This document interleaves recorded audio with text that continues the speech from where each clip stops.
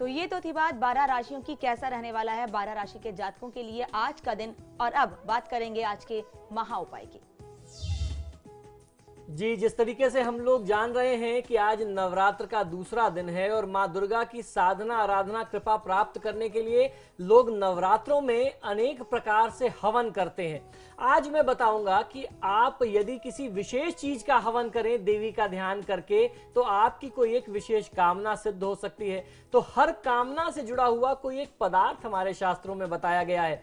यदि आपको किसी एक विशेष कामना के लिए कोई हवन करना है, आप कुछ विशेष इच्छा प्राप्ति के लिए करना चाहते हैं, फल सिद्धि के लिए करना चाहते हैं, तो उस हवन के लिए आपको किस विशेष पदार्थ का प्रयोग करना है ये मैं बताऊंगा। और यदि आज आप ये आज के दिन में कर लेते हैं या इन नवरात्र के 9 दिनों में जो आगे भी 8 दिन बचे हैं इनमें आप किसी भी दिन कर लेते हैं तो निश्चित ही आपको सफलता मिलेगी। तो सबसे पहले बात करते हैं जायफल से हवन करने की।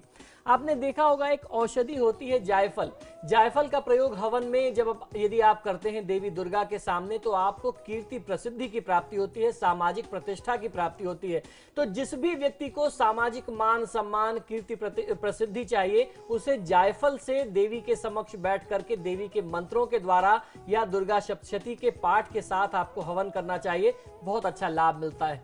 किशमिश से कार्य सिद्धि और सुख संपत्ति की प्राप्ति होती है। किशमिश आपने देखा ही होगा, सूखे मेवे में अक्सर हर घर में प्रयोग करते हैं। नवरात्र में भी आप देवी को भोग लगाने के लिए कर रहे होंगे तो इससे जो है बहुत अच्छा लाभ मिलता है। अगर आप किशमिश का प्रयोग करते हैं तो सुख समृद्धि बढ़ती है।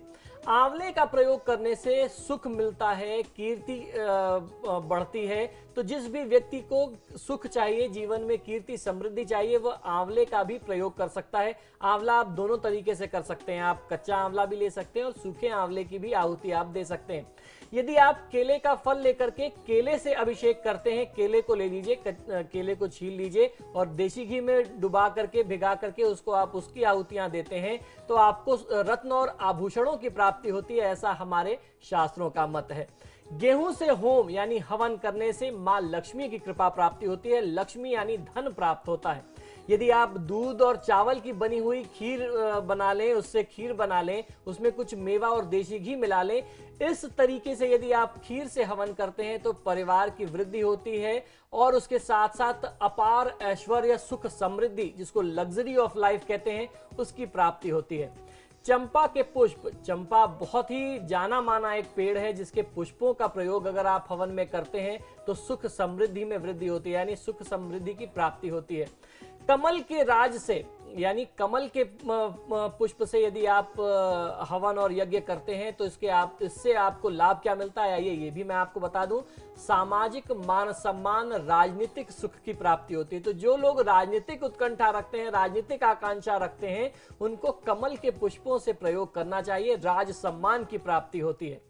अब मैं आपको बताता हूं कि खांड यानी गुड़ का जो तरल रूप होता है, खांड का प्रयोग घी और नारियल, शहद, जौ, तिल, इन सबको मिला करके यदि आप हवन करते हैं तो जो भी मनोवांछित आपके कार्य हैं, किसी विशेष कार्य को मान करके यदि आप हवन करते हैं, इन सारी चीजों को मिश्रित करके, तो मनोवांछित वस्तु की प्राप्ति होती है। और जिस तरीके से हम लोग जान रहे हैं, चर्चा लगातार कर रहे हैं कि आज नवरात्रि का दूसरा दिन है, मां ब्रह्मचारिणी के स्वरूप की आराधना की जाती है आज की तिथि में। तो अब मैं आपको बताता हूं कि मां ब्रह्मचारिणी की साधना के लिए, उपासना के लिए भक्तों के जीवन में क्या प्रभाव पड़ता है। जो भी साधक मां ब्रह्मचारिणी की साधना करता है उसको बहुत ही माता की कृपा से जो जीवन की 9 शक्तियां हैं उनकी कृपा मिलती है और जीवन को सरल बनाने का, जीवन में सन्मार्ग पर चलने का आपको रास्ता मिलता है। तो मां ब्रह्मचारिणी जो है वो नौ दुर्गा का दूसरा स्वरूप है। ब्रह्म का अर्थ होता है तपस्या यानी तप का आचरण करने वाली भगवती, जिस कारण उन्हें ब्रह्मचारिणी का स्थान दिया गया, ब्रह्मचारिणी का नाम दिया गया। अब मैं आपको बताता हूं कि मां ब्रह्मचारिणी को प्रसन्न करने के लिए आज की तिथि में आपको किस मंत्र का प्रयोग करना है। या देवी सर्वभूतेषु ब्रह्मचारिणी रूपेण संस्थिताम नमस्तस्यै नमस्तस्यै नमस्तस्यै नमो नमः।